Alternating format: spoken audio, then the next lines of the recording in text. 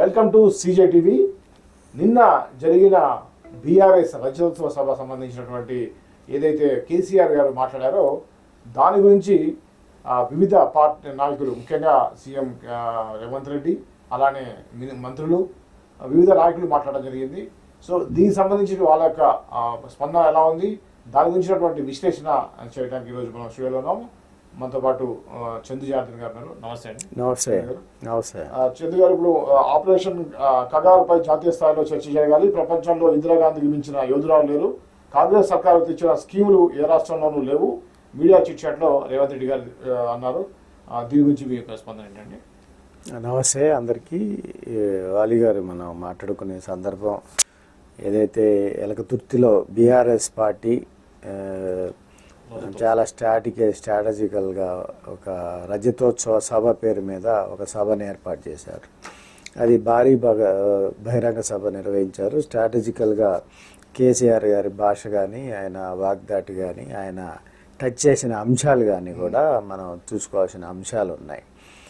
దీంట్లో ముఖ్యంగా ఈరోజు రేవంత్ రెడ్డి గారు మీడియాతో చిట్ చాట్ చేస్తూ దానికి సంబంధించి మాట్లాడే దాంట్లో మొదటగా ఖగారుకు సంబంధించిన అంశం మీద మాట్లాడారు.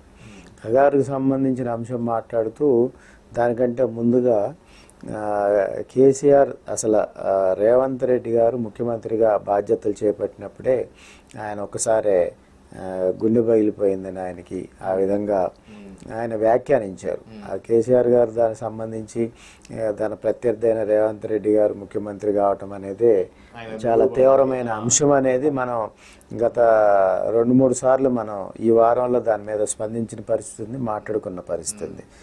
ఈ కోణంలో కేసీఆర్ గారు ఖగారుకు సంబంధించిన నక్సల్స్ ఏరివేత మీద ఏదైతే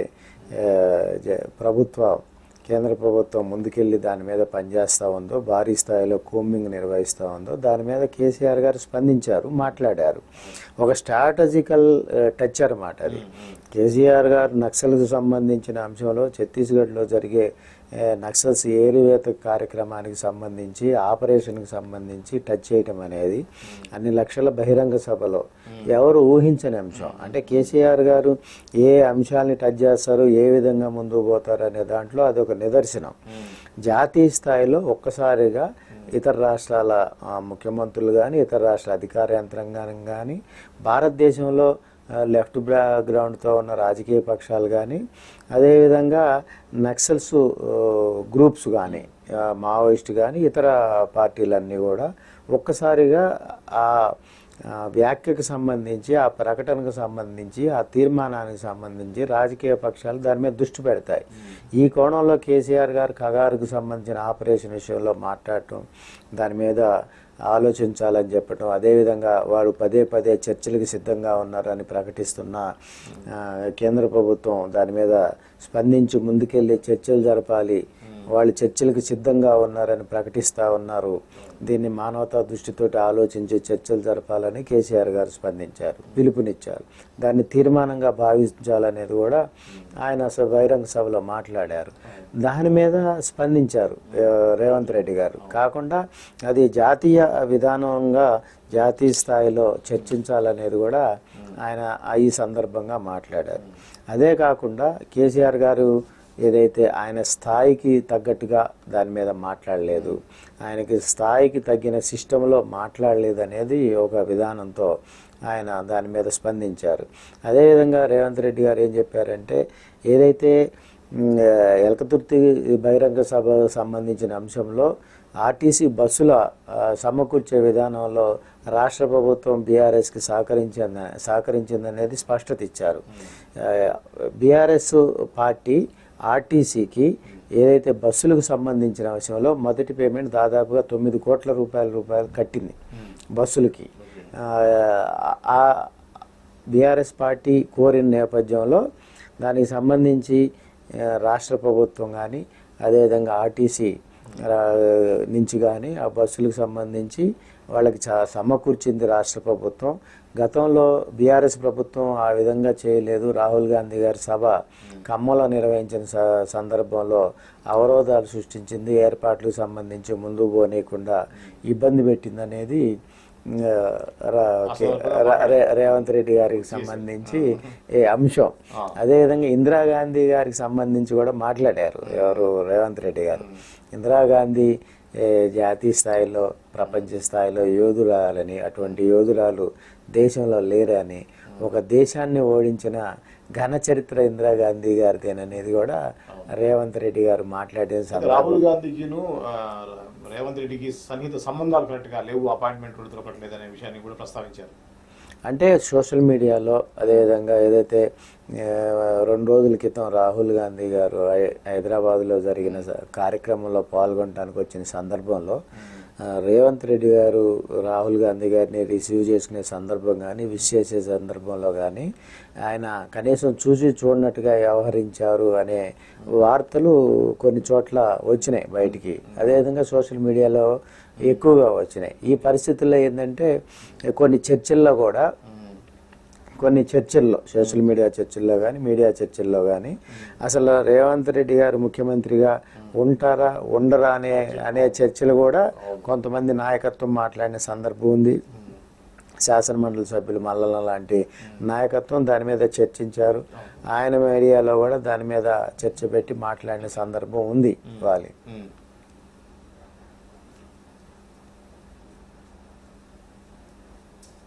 అక్కస్లో మాట్లాడాడు కేసీఆర్ అనేది ప్రధానంగా ఆయన మాట్లాడారు. అయితే దీంట్లో రేవంత్ రెడ్డి గారు ఇంకొక అంశం స్పందించిన అంశం ఏంటంటే ప్రధానంగా మాట్లాడితే కేసీఆర్ గారు తమ అంటే చిన్నవాళ్ళని పంపిస్తున్న, యూత్ను పంపిస్తున్న, తమ పిల్లల్ని పంపిస్తున్న అనే విధానంతో మాట్లాడుతున్నారు. కేటీఆర్ హరీష్ రావు గారి గురించి మాట్లాడుతూ ఉన్నారు. మరి వాళ్ళని ఎందుకు పంపాలి పిల్లల్ని, మీరే రావచ్చుగా అనేది రేవంత్ రెడ్డి గారి వ్యాఖ్య. అదేవిధంగా నిన్న కేసీఆర్ గారు మాట్లాడిన స్పీచ్ ఏదైతే ఉందో అది ఆయన స్థాయికి తగ్గట్టుగా లేదనేది ఆయన మాట్లాడిన అంశం ఉంది.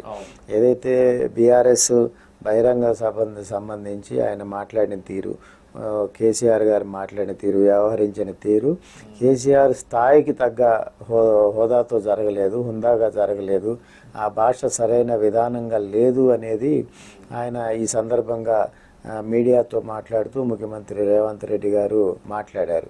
ఈ సందర్భంగానే తను నమ్ముకున్న వాళ్ళని ఎవరినైనా వదిలేది లేదని, తను నమ్ముకున్న వారందరికీ కూడా న్యాయం చేస్తానని, ఆ కోవలనే ఎమ్మెల్సీ దయాకర్ గారికి న్యాయం జరిగిందనేది కూడా ఆయన మాట్లాడటం జరిగింది. కొంతమంది అధికార యంత్రాంగానికి సంబంధించిన అంశంలో తప్పక కొంతమందిని భరించాల్సిన వస్తుంది. ఎందుకంటే ఐఏఎస్లు ఐపీఎస్లు నేరుగా ఉండే పరిస్థితి తక్కువగా ఉంటారు. కాబట్టి ఉన్నవాళ్ళని అడ్జస్ట్ చేసుకుని వాళ్ళకి బాధ్యతలు అప్పచెప్పాల్సిన పరిస్థితి ఉంటుంది. కాబట్టి ఆ విధానంతో ప్రభుత్వంలో పోవాల్సిన పరిస్థితి ఉంది అనేది దాని మీద ఉద్ఘాటించారు. ఈ సందర్భంగా ప్రధానంగా ఆయన మీడియాతో మాట్లాడే విధానంలో ఏంటంటే కొంత సమయం నక్సలైట్లకు సంబంధించి ఏదైతే కగార్లో దానికి సంబంధించిన అంశంలో గతంలో శాంతి చర్చలు దాని మీద అప్పుడు రాజశేఖర రెడ్డి గారి సమయంలో ఏ విధంగా ముందుకు పోయింది వీటన్నిటి మీద మాట్లాడారు. అయితే ఇది ఎందుకు మాట్లాడారు రేవంత్ రెడ్డి గారు అనేది సంబంధించి దాని మీద వచ్చినప్పుడు ఏంటంటే శాంతి కమిటీకి సంబంధించి నిన్న డెలిగేషను రేవంత్ రెడ్డి గారిని కలవటం జరిగింది. దాని మీద ఏ విధంగా ముందుకు పోవాలి అనే సందర్భం వచ్చినప్పుడు గతంలో శాంతి చర్చలు జరిగినప్పుడు అనుసరించిన విధానాన్ని అధ్యయనం చేస్తానని వాళ్ళకి వివరించారు. దీని మీద కేశవరావు గారిని అదేవిధంగా జానారెడ్డి గారితో అదేవిధంగా దిగ్విజయ్ సింగ్తో కూడా మాట్లాడి దానికి సంబంధించిన రాష్ట్ర ప్రభుత్వ విధానాన్ని తెలియజేస్తాననేది వాళ్ళకి రేవంత్ రెడ్డి గారు తెలియజేశాడు. ఇదే సందర్భాన్ని రాష్ట్రంలో ప్రధానమైన నాయకత్వం శాసనసభ్యులు వివేక్ వెంకటస్వామి గారు కూడా దీనికి సంబంధించి తీవ్రంగా ఖండించారు. ఏదైతే బీఆర్ఎస్ పాలనలో కేసీఆర్ గారు దాదాపు 8 లక్షల కోట్ల అప్పులు చేశారని, అదేవిధంగా దీంట్లో ఎంత అన్యాక్రాంతమైంది, ఎంత ఆయన దోచుకున్నాడనే దాని మీద కూడా తమకి తెలుసుననే విమర్శలు అనేది వెంకటస్వామి గారు చేశారు. ప్రధానంగా కాళేశ్వరానికి సంబంధించి కానీ 1,25,000 కోట్లతో కట్టిన కాళేశ్వరానికి సంబంధించి ఎక్కువగా దుర్వినియోగమైనని, అదేవిధంగా మిషన్ భగీరథ స్కీమ్లో కూడా కాంట్రాక్టర్లు ఏదైతే మిషన్ భగీరథ కాంట్రాక్టర్లు ఉన్నారో వాళ్ళు ప్రపంచ స్థాయిలో ధనవంతులుగా మారారని, 10 ఏళ్ల బీఆర్ఎస్ పాలనలో ప్రజలను నమ్మించి మోసం చేయటం తప్ప కేసీఆర్ చేసింది ఏమీ లేదని చెన్నూరు ఎమ్మెల్యే వివేక్ వెంకటస్వామి తీవ్రంగా విమర్శించారు. దీనికి సంబంధించి ఏదైతే బీఆర్ఎస్ సభ దానికి సంబంధించి కేసీఆర్ మాట్లాడిన తీరు, ప్రధానంగా కాంగ్రెస్ పార్టీ పట్ల చేసిన విమర్శల్ని ఆయన తీవ్రంగా ఖండించారు వివేక్ వెంకటస్వామి. దీనికి సంబంధించిన ఏదైతే బీఆర్ఎస్ సభకు సంబంధించిన అంశంలో తీవ్రంగా కాంగ్రెస్ పార్టీ నాయకత్వం ఈ రోజంతా కూడా విరుచుకుపడ్డ పరిస్థితి కొనసాగింది. అదేవిధంగా బీజేపీ నాయకత్వం కూడా, బీజేపీ నాయకత్వం నుంచి ఏంటంటే మహేశ్వర్ రెడ్డి గారు మాట్లాడారు. కాంగ్రెస్ పార్టీ నుంచి వి హనుమంతరావు, అదేవిధంగా పిసిసి అధ్యక్షుడు మహేష్ కుమార్ గౌడ్, మంత్రి కోమటిరెడ్డి గారు, అదేవిధంగా రాజగోపాల్ రెడ్డి గారు, ఉత్తమ్ కుమార్ రెడ్డి గారు నల్గొండకు సంబంధించి ఒక కార్యక్రమంలో పాల్గొన్న సందర్భంలో అక్కడి నుంచి మాట్లాడిన పరిస్థితి ఉంటుంది. ఎవరు ఏం మాట్లాడినా కాళేశ్వరం సంబంధించి ప్రాజెక్టులో నిధులు దుర్వినియోగం అయింది అని, మిషన్ భగీరథలో తీవ్ర అన్యాయం జరిగిందని, అదేవిధంగా అసలు కేసీఆర్ గారు ప్రవేశపెట్టిన స్కీములన్నీ కూడా విఫలమయ్యాయనేది కూడా వీళ్ళు ప్రధానంగా విమర్శలు పెట్టారు. ఇప్పుడు కేసీఆర్ గారేమో కేసీఆర్ బహిరంగ సభలో ఏం చెప్పారు, అసలు ప్రజలు ఏదైతే హామీ ఇచ్చిందో బీఆర్ఎస్ పార్టీ, హామీలు కాకుండా అసలు ప్రజలు మేనిఫెస్టో లేని అనేక అంశాలని సామాజిక అంశాల ద్వారా దృక్కోణం ద్వారా చూసి వాళ్ళందరికీ ఉపయోగపడే విధంగా అనేక పథకాలను తెచ్చి వాళ్ళని ఆదుకున్నాం, గ్రామ స్థాయి నుంచి ఆర్థికంగా బలోపేతం చేసే విధంగా ముందుకు తీసుకెళ్లామని బీఆర్ఎస్ సభలో కేసీఆర్ గారు ప్రకటించారు. కానీ ఈరోజు కాంగ్రెస్ పార్టీ అగ్రనాయకత్వం కానీ నాయకత్వం కానీ చేసిన విమర్శలు ప్రధానంగా కాళేశ్వరంలో నిధులు గోల్మాలయ్యాయని, అదేవిధంగా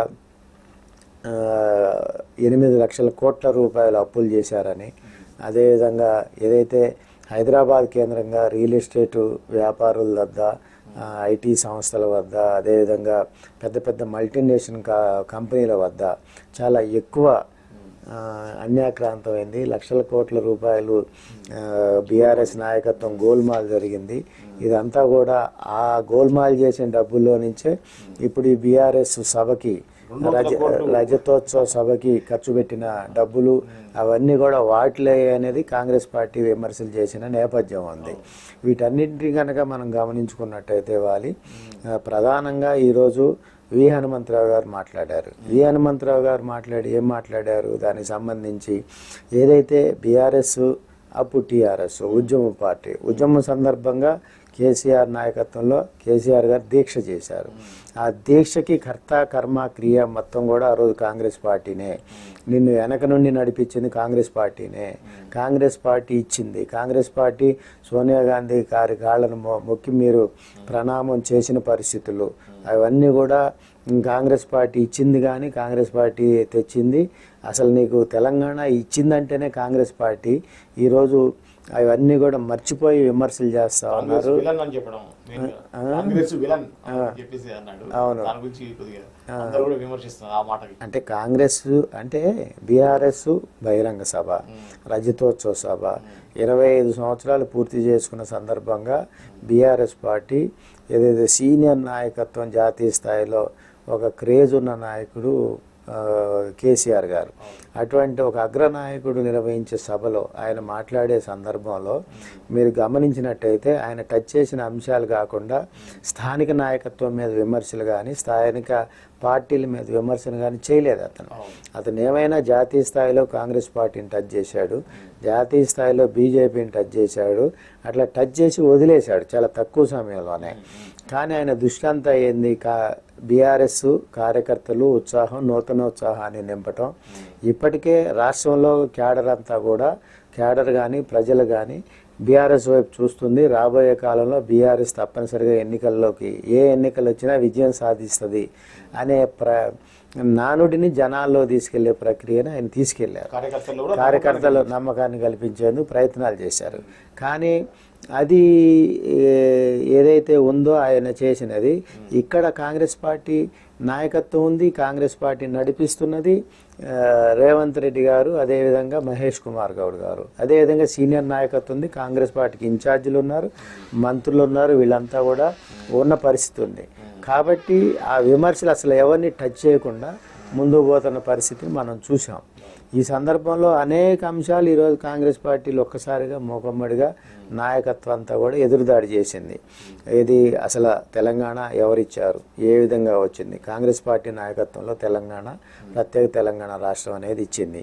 ఆ సందర్భంగా ఉద్యమ సందర్భంగా కేసీఆర్ గారు ఒక అడుగు వెనకేస్తే కూడా ఆ ఉద్యమాన్ని నడిపించింది కాంగ్రెస్ పార్టీ అనే వ్యాఖ్యలు ఈరోజు వి హనుమంతరావు గారు లాంటి నేతలు చేశారు. అంటే దీక్ష సందర్భంగా జరిగిన పరిస్థితి. ఆ వెనకేం జరిగింది, ఆ రోజు మందాకృష్ణ మాది లాంటి వాళ్ళు, అదేవిధంగా కోదండరాం లాంటి నాయకత్వం, ఇటువంటి జేఏసీలు ఏ విధంగా పనిచేసాయి అనే సందర్భాన్ని కూడా వి హనుమంతరావు గారు దాన్ని తెర మీదకు తెచ్చారు. అదేవిధంగా పిసిసి నాయకుడు మహేష్ కుమార్ గౌడ్ గారు మాట్లాడిన సందర్భంలో కూడా చూసుకుంటే, అప్పుడు గతంలో దళితుడిని ముఖ్యమంత్రి చేస్తానన్నావు, చేయలేదని, అదేవిధంగా 3 ఎకరాలు ఇస్తానన్నావు దళితులకి, ఇవ్వలేదని, ఏదైతే గతంలో బీఆర్ఎస్ నాయకత్వంలో ఇచ్చిన హామీలు ఉన్నాయో విస్మరించారో వాటిని అన్నింటినీ కూడా తెర మీదకు తెచ్చి కాంగ్రెస్ పార్టీ ఈరోజు ఎదురుదాడి చేసింది. మొత్తంగా ఈరోజు బీఆర్ఎస్ వర్సెస్ కాంగ్రెస్ జరిగింది. ఇదే సందర్భంలో బీజేపీ నాయకుడు మహేష్ కుమార్ గౌడ్ గారు కూడా మహేశ్వర్ రెడ్డి గారు కూడా విమర్శలు చేశారు. బీజేపీ నాయకుడు కూడా అసలు తెలంగాణ విధ్వంసానికి అసలు మొదటి ముద్దాయి కేసీఆర్ అని బీజేపీ ఎల్పీ నేత మహేశ్వర్ రెడ్డి విమర్శించారు. కేసీఆర్ అబద్ధం చెప్పడంలో దిట్టని, తెలంగాణకు కేంద్ర ప్రభుత్వం ఇచ్చిన నిధులు వివరాలపై చర్చకు సిద్ధమా అని, ఈ విధంగా ఎయిమ్స్ తెలంగాణకి ఇచ్చింది బీజేపీ అని, అంటే కేంద్ర ప్రభుత్వం నుంచి వచ్చే పథకాలు కానీ ఈ నిధులు కానీ ఇవన్నీ కూడా కేంద్ర ప్రభుత్వమే ఇస్తుంది. అదేవిధంగా అసలు విభజన హామీలకు సంబంధించి కానీ విభజన సందర్భంగా కేంద్రం ఇచ్చే ప్రాజెక్టులు, అనుమతులు, వీటన్నిటి కూడా బీజేపీ ఇచ్చింది, దాని మీద చర్చకు సిద్ధమా అనేది మహేశ్వర్ రెడ్డి గారు విమర్శించారు. మొత్తంగా చూసుకుంటే ఒక పక్క బీజేపీ కానీ, ఒక పక్క కాంగ్రెస్ నాయకత్వం కానీ, అదేవిధంగా కాంగ్రెస్ ముఖ్యమంత్రి రేవంత్ రెడ్డి గారు, పిసిసి నాయకత్వం, అదేవిధంగా మంత్రులు, నిన్న మంత్రి సీతక్క, అదేవిధంగా మంత్రి జూపల్లి, అదేవిధంగా మంత్రి శ్రీనివాసరెడ్డి గారు నిన్న, అదేవిధంగా పార్లమెంట్ సభ్యులు చామల గారు, ఈ విధంగా సభ స్టార్ట్ అయ్యి నుంచి ముందుకెళ్ళిన సందర్భం నుంచి ఈ రోజు దాకా కాంగ్రెస్ పార్టీలో నుంచి చాలా తీవ్రమైన ఎదురుదాడి జరిగిందని చెప్పాలి. ఏది ఏమైనప్పటికీ ఒక పక్క బీజేపీ, మరో పక్క బీఆర్ఎస్ మీద కాంగ్రెస్ పార్టీ, బీఆర్ఎస్ మీద కాంగ్రెస్, బీజేపీ ఇద్దరు కూడా ఎదురుదాడి చేసిన పరిస్థితి ఉంది. మొత్తంగా ఏదైతే కేసీఆర్ గారు ఒక వ్యూహం ప్రకారం తెర మీదకి రజతోత్సవ సభ తెచ్చారో దాన్ని విజయవంతం తీసుకెళ్ళినట్టుగా బీఆర్ఎస్ వర్గాలు భావిస్తూ ఉన్నాయి. దానికి సంబంధించి ఈరోజు పార్టీ కార్యాలయం నుంచి దాసో శ్రవణ్ గారు మాట్లాడారు, జిల్లాల నుంచి నాయకత్వం మాట్లాడింది, ఖమ్మం నుంచి పార్లమెంట్ సభ్యులు వద్దిరాజు రవిచంద్ర లాంటి నాయకత్వం మాట్లాడారు, కొంతమంది కొన్ని చోట్ల జిల్లా అధ్యక్షులు మాట్లాడారు. ఒక పక్క కాంగ్రెస్, ఒక పక్క బీజేపీ బీఆర్ఎస్ సభని దాంట్లో చేసిన వ్యాఖ్యల్ని వ్యతిరేకిస్తూ ఈ పార్టీలు మాట్లాడితే విజయం అయిన సందర్భంగా బీఆర్ఎస్ నాయకత్వం వీళ్ళ వ్యాఖ్యలను ఖండిస్తూ మాట్లాడారు. మొత్తంగా బీఆర్ఎస్ వర్సెస్ కాంగ్రెస్, బీజేపీగా ఈరోజు కొనసాగింది.